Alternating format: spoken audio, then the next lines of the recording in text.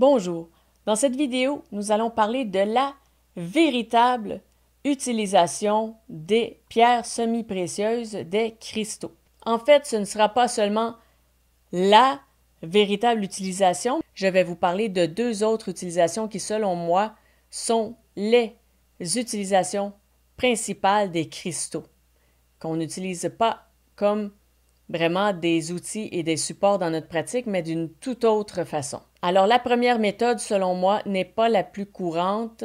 Pourtant, à mon avis, c'est vraiment la méthode la plus efficace et qui perdure aussi dans le temps, dont les effets vont se faire sentir à long terme. Vous savez, scientifiquement parlant, et là, je ne veux pas trop m'avancer parce que je ne suis pas de ce domaine, mais on peut, par exemple, mentionner que le quartz est utilisé dans les montres pour une raison, c'est qu'il a une fréquence très précise qui permet de calculer les secondes. Donc, je vous mets à l'écran l'extrait d'un site web que j'ai trouvé qui parle très bien de comment ça fonctionne le quartz dans les montres. Alors, on nous dit, les montres électroniques à quartz n'échappent pas à la règle, il faut quelque chose qui puisse donner le rythme à tout mécanisme. Dans les montres à quartz, c'est le cristal de quartz qui se charge de vibrer avec une fréquence très précise et très stable. Je vais vous mettre le lien vers l'article au bas de la vidéo si vous voulez aller consulter l'ensemble de l'article que je trouvais, moi, personnellement, très intéressant, mais j'ai une vision, règle générale, assez rationnelle de l'ésotérisme, donc j'aime beaucoup quand il y a des notions à côté qui expliquent certaines choses. Donc, si on reprend avec le terme fréquence, eh bien, en ésotérisme, cette fois non pas du côté scientifique, mais en ésotérisme, la fréquence du cristal, c'est un peu sa vibration dans l'énergie. Ainsi, si on veut résumer, on dirait qu'une pierre de protection vibre sur la fréquence de la protection. Une pierre de purification vibrerait sur la fréquence de la purification, une pierre d'amour, de guérison, et ainsi de suite, de la même manière. Alors, la toute première utilisation des cristaux, selon moi, c'est de vibrer sur leur fréquence. Alors, les pierres sont là pour nous enseigner comment atteindre ces niveaux de fréquence et non pas pour le faire à notre place. Les pierres, première utilisation, selon moi, les pierres sont des enseignants. Alors, comment on fait pour recevoir leur enseignement? Eh bien, on peut le faire, par exemple, dans une méditation.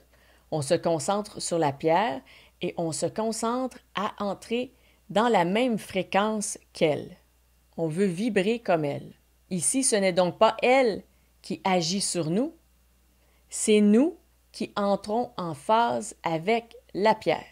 Donc, que ce soit en méditation, que ce soit pendant un soin en lithothérapie, pendant un reiki où on ajoute des pierres ou pour toute autre méthode, c'est ainsi que je vous suggère de voir la chose.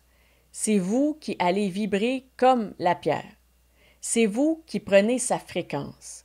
C'est vous qui recevez l'enseignement sur comment moduler votre fréquence selon vos besoins. Par exemple, avant un soin de guérison, vous pouvez méditer avec une pierre de guérison pour augmenter vos facultés ésotériques et ainsi être capable de faire de meilleurs soins. Alors pour moi, l'utilisation principale des cristaux, c'est pour apprendre à vibrer sur la même fréquence que le cristal choisi. Donc, ici, dans cette philosophie, on n'utilise pas les pierres pour qu'elles agissent sur nous. C'est nous qui nous transformons pour devenir en accord et en harmonie avec la pierre. Maintenant, la deuxième méthode. Alors, quand on place des cristaux dans une pièce, par exemple, si on se dit on met une pierre de protection, eh bien, on peut visualiser à la fois l'énergie de la pièce qui va devenir en accord avec celle de la pierre. Donc, c'est notre volonté qui agit sur l'énergie et qui va moduler l'énergie de la pièce et lui donner le signal de devenir celle de la pierre. Dans ce cas-ci, avec cette deuxième méthode, la pierre devient donc un guide. Elle devient un guide pour l'énergie, elle devient un guide pour la force de notre volonté. Dans un traitement, par exemple, on fait un soin de guérison, eh bien, on va moduler nos énergies selon la pierre avant le soin. Ainsi, on est déjà prêt à guérir. Et quand on la pose la pierre sur ou près de la personne qu'on veut soigner, eh bien, on va visualiser que l'énergie du patient se met en phase avec celle de la pierre, tout en effectuant le soin pour que l'énergie circule bien et reçoive ce signal de son nouveau guide qui est le cristal qu'on a utilisé.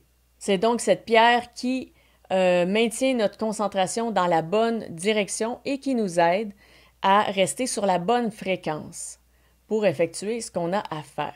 Donc, première utilisation, la pierre devient une enseignante et on apprend d'elle et on se module, on se transforme selon la pierre. Deuxième utilisation, la pierre devient un guide, donc elle est une sorte d'ancrage pour nous, pour guider notre volonté, nous garder dans notre objectif et pour nous aider à moduler nos énergies selon ce qu'on veut atteindre comme objectif. Maintenant, la troisième méthode, eh bien, c'est pour moi la méthode la plus éphémère, c'est vraiment temporaire, ça nécessite de l'entretien, des étapes qui doivent être faites. Pour moi, c'est une utilisation qui sert seulement aux besoins, dans certains cas particuliers. Et cette méthode, c'est d'utiliser les cristaux, les pierres semi-précieuses comme des outils, comme des supports à notre pratique, comme des accessoires. Par exemple, on va les placer dans une pièce pour qu'elle ait un impact dans la pièce. On peut la porter sur soi, on peut l'utiliser dans un soin, comme je disais, mais cette fois-ci, c'est plutôt dans le but que la pierre agisse sur la personne et non pas que la personne devienne en harmonie, énergétiquement parlant, avec la pierre, ou encore pour nous guider dans notre volonté d'agir dans l'énergie.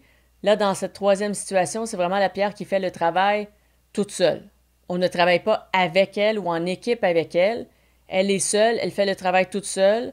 Une fois qu'elle a fait son travail, eh bien, on doit la purifier, la réactiver, la réénergiser pour qu'elle puisse à nouveau faire du travail par elle-même. Je crois que cette méthode est très utile lorsqu'on n'arrive pas à faire les choses par soi-même.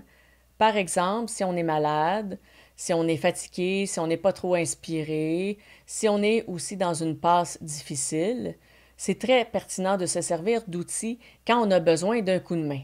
Donc, je résume. Première utilité des pierres, c'est l'enseignement. On doit apprendre d'elles. Deuxième utilité, ce sont des guides pour guider les énergies dans notre pratique. Et la troisième et dernière utilité, eh bien, c'est un accessoire, c'est un outil qui agit par lui-même tout seul sans qu'on intervienne. Voilà. Donc, si vous avez des commentaires ou des questions, je vous invite à les laisser au bas de la vidéo. Peut-être que vous n'aviez pas vu les pierres semi-précieuses jusqu'ici de cette façon. Donc, si vous avez des questions, je pourrais vous amener d'autres éclaircissements sur le sujet. Si vous avez aimé, je vous invite à cliquer sur j'aime parce que ça m'indique quel type de sujet vous intéresse sur ma chaîne.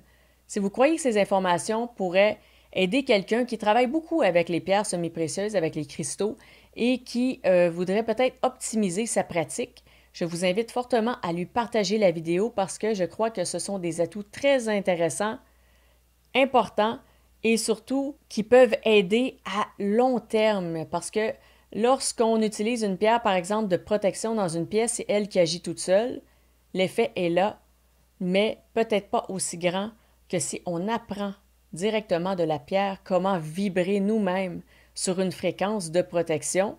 Ça, c'est un effet à long terme, c'est permanent et ça reste avec nous pour toujours. Et si vous n'êtes pas déjà abonné à la chaîne, je vous invite à le faire car je traite d'une variété de sujets ésotériques, spirituels et de développement personnel qui pourraient peut-être vous intéresser. Et d'ici à ces prochaines vidéos, je vous dis à bientôt!